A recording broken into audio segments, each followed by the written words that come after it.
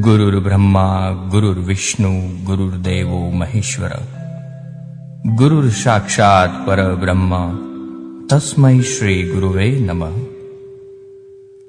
ભારતીય સંસ્કૃતિમાં ગુરુને દેવ સાથે સરખાવ્યા છે।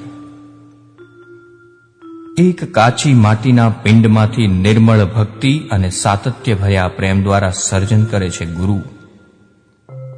ગુરુ એટલે નિર્મળ ભક્તિ, જ્ઞાન અને પ્રેમનું અહર્નિશ ઝરતું પવિત્ર ઝરણું।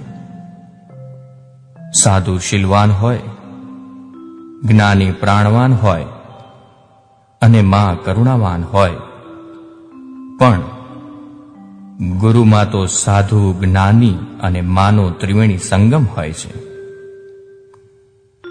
ગુરુ જ શિષ્યમાં સ્વતંત્ર વિચાર શક્તિ, મુક્ત અભિવ્યક્તિ, આત્મવિશ્વાસ, આત્મશ્રદ્ધા, અડગ નિશ્ચય બળ, જિજ્ઞાસા વૃત્તિ અને શિષ્યની અંદર પડેલું હીર પારખીને એને પ્રગટાવી શકે છે।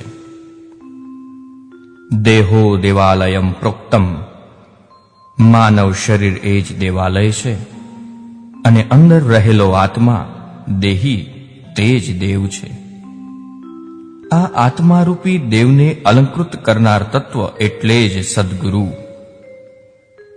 સાચી સંસ્કૃતિનો આધાર ઇજનેરો, શિલ્પીઓ કે ઉદ્યોગો પર નહીં, પણ સદગુરુ પર જ છે।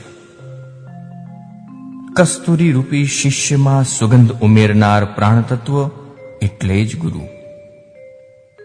હજારો ગાયમાં જેમ વાછડી માને ઓળખે